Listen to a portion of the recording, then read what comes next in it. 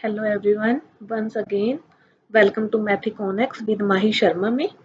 जैसा कि हम सभी जानते हैं, हमने इंट्रोडक्टरी माइक्रो इकोनॉमिक्स की सीरीज शुरू की हुई है। अभी तक हम ordinal utility, cardinal utility in सबको मेजर कर चुके हैं। आज हम करेंगे consumer equilibrium by using ordinal utility approach. Cardinal utility से हम पहले देख सके हैं कि कंज्यूमर इक्विलिब्रियम कैसे आएगा। तो कंज्यूमर इक्विलिब्रियम सबसे पहले होता क्या है, वो कंडीशन जिसमें एक कंज्यूमर मैक्सिमम सेटिस्फेक्शन गेन कर रहा है बाय ऑप्टिमाइजिंग हिज बजट। ठीक है, हिज हर बजट ऑप्टिमाइज करके वो क्या कर रहा है, मैक्सिमम सेटिस्फेक्शन गेन कर रहा है in a combination of two good. हम आज पढ़ेंगे आईसी कर्व और बजट लाइन की हेल्प से। जैसा कि आपको पता है, हम पहले बजट लाइन ड्रॉ कर चुके हैं, उसके स्लोप को समझ चुके हैं और हम आईसी कर्व को भी ड्रॉ कर चुके हैं, उसका स्लोप कैसे निकालते हैं, क्या होता है, वो भी हम फाइंड आउट कर चुके हैं। तो देखिए, कोई भी कंज्यूमर इंडिफरेंस कर्व अप्रोच में इक्विलिब्रियम में उस टाइम होता है जब आईसी कर्व और बजट लाइन एक दूसरे को टच करती हैं। ठीक है, ये समझेंगे ऐसा क्यों होता है। और जब वो टच करते हैं यानी कि उनके स्लोप इक्वल होते हैं, तो हमने पढ़ा था कि जो भी हमारा आईसी कर्व है उसका स्लोप क्या होता है, एमआरएस। ठीक है, एमआरएस उसका स्लोप होता है और हम उसको कैसे फाइंड आउट करते हैं, दोनों के change in Y by change in X लेके माइनस में। ठीक है, एमआरएस हम कैसे फाइंड आउट करते हैं, या तो हम लेते हैं change in x2 bye change in x1, या y बाय x बोल दो, वो हमारी इच्छा है हम कौन से गुड ले रहे हैं। ठीक है, या फिर हम इसको निकालते हैं mu1 बाय mu2 से। ठीक है, ये हमारे दो तरीके हैं एमआरएस फाइंड आउट करने के। और जो हमारा बजट लाइन होता है उसका स्लोप किसके इक्वल होता है, वो होता है प्राइस रेशियोज के, माइनस P1 बाय P2 जो हमने पहले निकाल लिया था। इसका मतलब हमारा कंज्यूमर उस टाइम इक्विलिब्रियम में होगा जब हमारे slope of budget line and slope of IC curve equilibrium में हो। इसका मतलब क्या है, जब हमारा इक्विलिब्रियम में होगा change in y by change in x, जब हमारा इक्वल आ जाएगा प्राइसेस के, माइनस से माइनस कैंसिल हो गया, जब भी हमारा change in y by change in x P1 by P2 के इक्वल आ जाएगा, या mu1 बाय ये हमारा P1 बाय P2 के इक्वल आ जाएगा, तब हमारी कंडीशन क्या होगी, इक्विलिब्रियम की कंडीशन होगी। ठीक है, तो देखिए इसको डायग्राम की हेल्प से समझते हैं एक बार हम। देखिए हमारे पास टू कंडीशंस है। ये फर्स्ट कंडीशन है जो तो कंपलसरी कंडीशन है, 100% कंपलसरी है this condition to maximise consumer satisfaction. लेकिन जो ये कन्वेक्सिटी की कंडीशन है ना, ये सिर्फ तब कंपलसरी है जब हम केस ले रहे हैं इन परफेक्ट सब्स्टिट्यूट का। अगर हमने परफेक्ट कॉम्प्लीमेंट लिया और परफेक्ट सब्स्टिट्यूट लिया, तब हमारी कंडीशन ये अलग हो जाएगी। लेकिन एट दिस टाइम जब हम इम्परफेक्ट सब्स्टिट्यूट पढ़ रहे हैं, तब हमारी दो कंडीशन आती हैं इक्विलिब्रियम की। अगर वो दोनों कंडीशन सेटिस्फाई हों, तभी हम बोल सकते हैं कि जो कंज्यूमर है वो इक्विलिब्रियम में है, मैक्सिमम सेटिस्फेक्शन गेन कर रहा है। ठीक है, तो देखिए सबसे पहले ये हमारी बजट लाइन है। ठीक है, ये हमारी क्या है, बजट लाइन। ये हमारा आईसी कर्व है। तो ये दोनों जहां एक दूसरे को टच कर रहे हैं, तो अब हमारा क्या आ गया, पॉइंट ऑफ टेंजेंसी आ गया।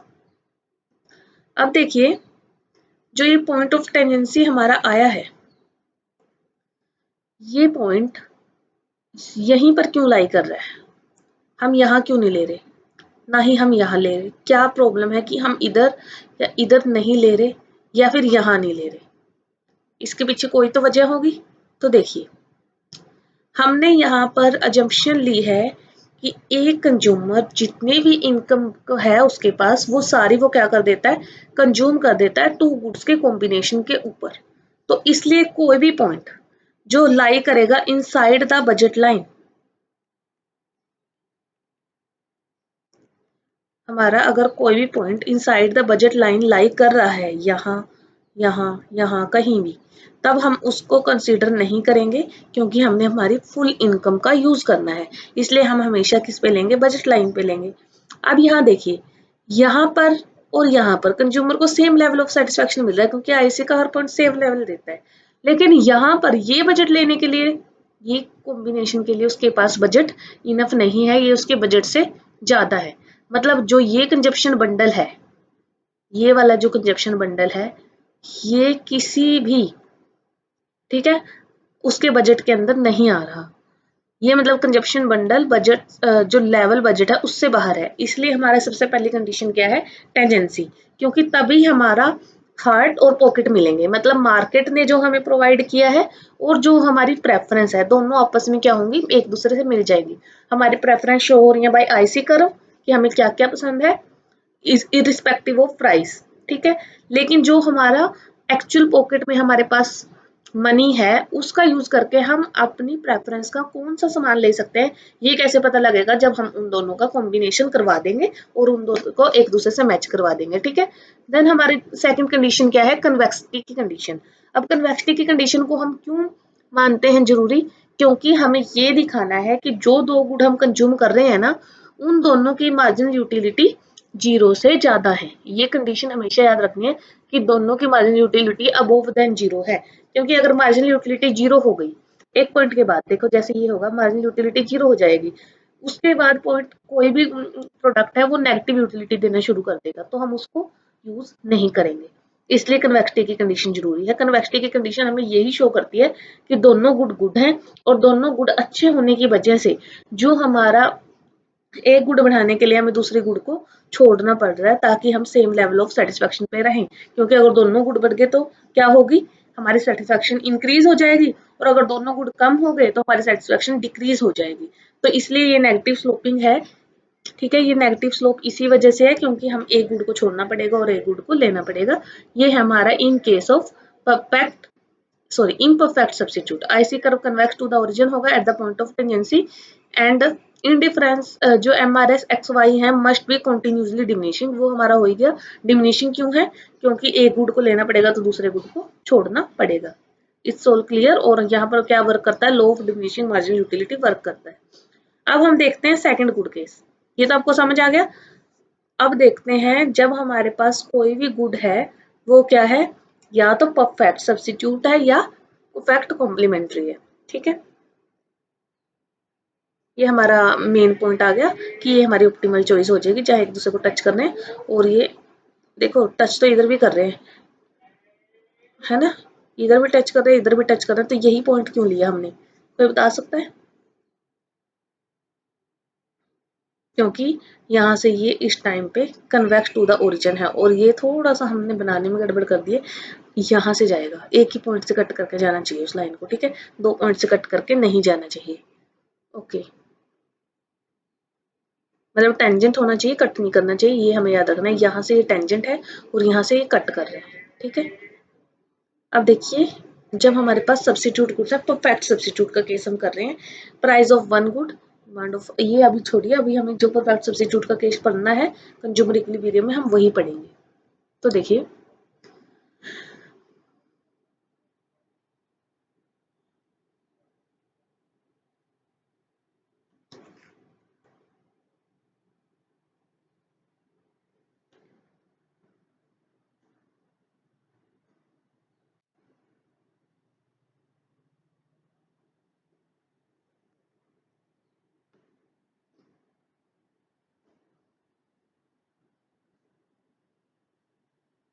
ये हमारा आईसी कर्व है परफेक्ट सब्स्टिट्यूट के केस में, ठीक है। अब देखिए आईसी कर्व परफेक्ट सब्स्टिट्यूट के केस में आ गया। अब हमारी जो बजट लाइन होती है वो क्या होती है, बजट लाइन टू गुड के ऐसे कॉम्बिनेशन को शो करती है जिससे हमें सेम लेवल ऑफ, जिससे हम एक ही लेवल पे रहे, ठीक है। क्या शो करती है हमें बजट लाइन, कि हमारे बजट का यूज करके हम दूसरी वस्तुओं के कौन कौन से कॉम्बिनेशन परचेज कर सकते हैं जब हमारा बजट फुली यूटिलाइज हो रहा है, तो वो भी एक स्ट्रेट लाइन होती है ना। तो मैंने कोई भी बजट लाइन देखो, अब यहाँ से हम ये देखना हमारी कंडीशन क्या थी, कि आईसी और बजट लाइन दोनों एक दूसरे के टेंजेंट होने चाहिए। सबसे पहले तो इसका स्लोप कांस्टेंट है ना, बजट लाइन का भी स्लोप कांस्टेंट है, तो बजट लाइन या तो यहाँ से इसको टच करके जाएगी या यहाँ से इसको टच करके जाएगी, हमारे पास दो ही कंडीशन आई, है ना। अब देखो या तो बजट लाइन ने यहाँ से इसको टच किया,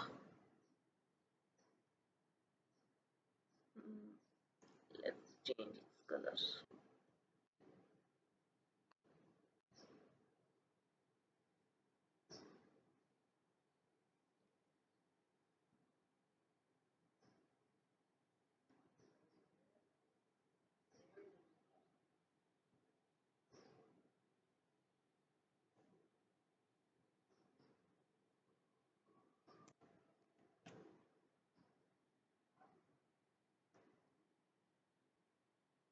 ठीक है, ये हमारी बजट लाइन है, ये हमारा आईसी कर्व है। इसका स्लोप क्या होगा, P1/P2। अब देखिए, या तो ये यहां से टच करके जाएगी या फिर हमारी बजट लाइन यहां से इसको टच करके जाएगी।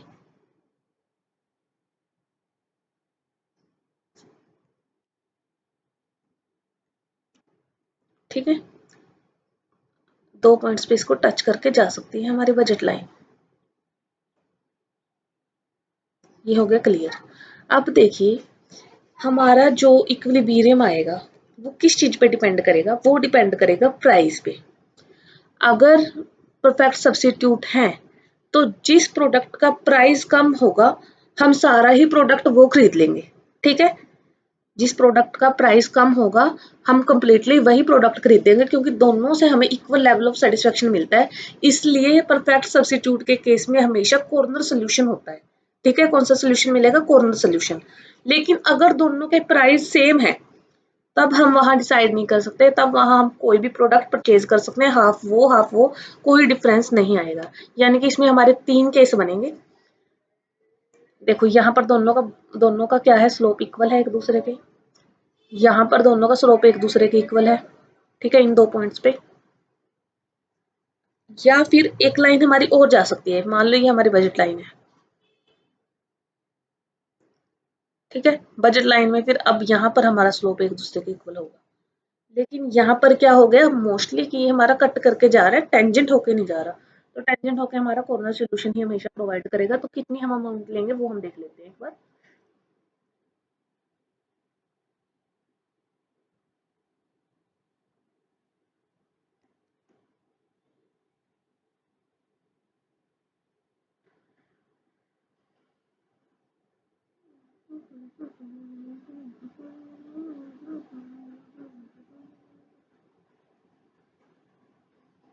देखिए, हमारे पास 3 केस है।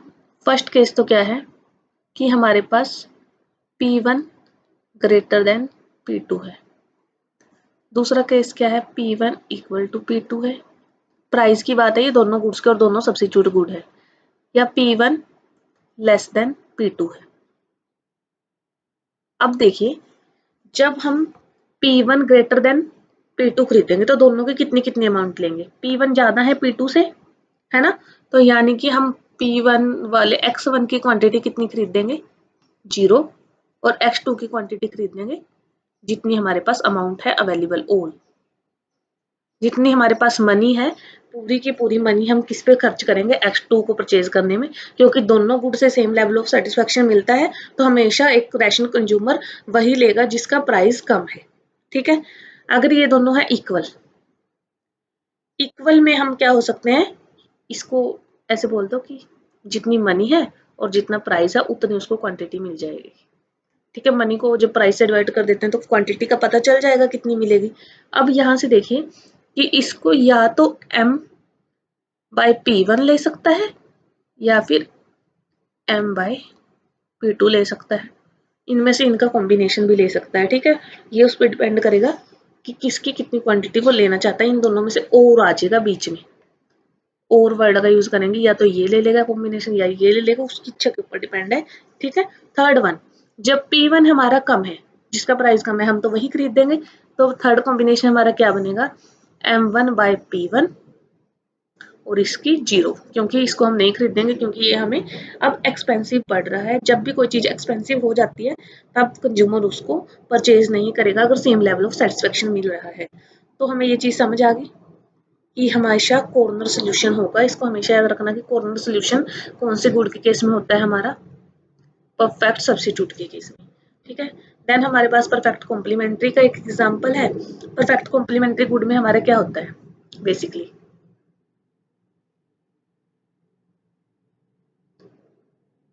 हमेशा जो कॉर्नर है, ये एल शेप का जो कॉर्नर है, यहाँ पर ही हमेशा हमारी यूटिलिटी क्या होगी, मैक्सिमाइज होगी इसमें। क्योंकि देखो यहाँ जाओगे तो आपका स्लोप क्या है, इंफिनिटी। यहाँ पर जाओगे स्लोप क्या है, 0। तो यानी कि अगर स्लोप 0 है या स्लोप इंफिनिटी है तब तो हम उसको प्राइस उसके लेवल के इक्वल लेके नहीं आ पाएंगे प्राइस की, ठीक है, बजट लाइन की स्लोप के। बजट लाइन तो हमेशा ऐसे ही जाएगी ना इसी शेप में, बजट लाइन तो हम ऐसे सीधी नहीं लेके जा सकते, यानी कि उनका स्लोप कभी मैच ही नहीं करेगा। तो एक ही पॉइंट एग्जिस्ट करता है जो होता है एल का कॉर्नर, वहीं पे हमारा क्या बनता है, जो कम्प्लीमेंट्री गुड्स हैं उसके केस में इक्विलिब्रियम बनता है। एक चीज हमेशा याद रखनी है कि जो सब्स्टिट्यूट गुड है उसमें हमें क्या पता लगता है कि हम किस तरीके से परफेक्टली सब्स्टिट्यूट कर सकते हैं, ठीक है। लेकिन जो कॉम्प्लीमेंट्री गुड है इसमें हम हमेशा रेशो सेम लेते हैं। क्या लेंगे, रेशो ऑलवेज सेम रहेगी। मान लो अगर 2 कार्स में 4 लीटर पेट्रोल ले रहे हैं, ठीक है, तो इस तरीके से हम हमेशा इनकी रेशो को सेम रखते हैं, 4 में 8, इस तरीके से रेशो सेम रहेगी तो ये हमेशा इक्वली ही मूव करेगा। और हमारा जो सोल्यूशन आएगा वो कहाँ पर आएगा, बिल्कुल बजट जो एल शेप है उसके कॉर्नर में, ठीक है। आपको ये समझ आ गया होगा कि किसकी जो होती है क्या स्लोप होती है और किस तरीके से इसको निकाला जाता है। इसकी स्लोप आप निकाल नहीं पाओगे कभी भी, आपसे कॉम्प्लीमेंट्री गुड्स के केस में इंडिफरेंस कर्व की स्लोप नहीं पूछी जाएगी क्योंकि उसकी स्लोप हम बता ही नहीं सकते, क्योंकि एक साइड बिल्कुल इंफिनिटी है, दूसरी साइड बिल्कुल 0 है। ओके, सो आई होप आपको ये कंसेप्ट समझ आ गया, हमारा consumer equilibrium in case of all the goods, ठीक है। तो आगे हम नेक्स्ट शुरू करेंगे डिमांड कर्व के बारे में, डिमांड एनालिसिस के बारे में, और हम देखेंगे कि जो हमने कार्डिनल यूटिलिटी अप्रोच करी थी मार्शल जी की, उससे हम कैसे डिमांड कर्व को ड्राइव कर सकते हैं, और जो अब हमने ये ऑर्डिनल पढ़ा है इससे हम डिमांड कर्व को कैसे ड्राइव कर सकते हैं। सबसे पहले हम इन दोनों केसेस से डिमांड कर्व ड्राइव करना सीखेंगे, देन हम law of demand, elasticity of demand, ये सारे चैप्टर भी कवर करेंगे। तो stay tuned for more topics. Thank you. Have a nice day for watching this video.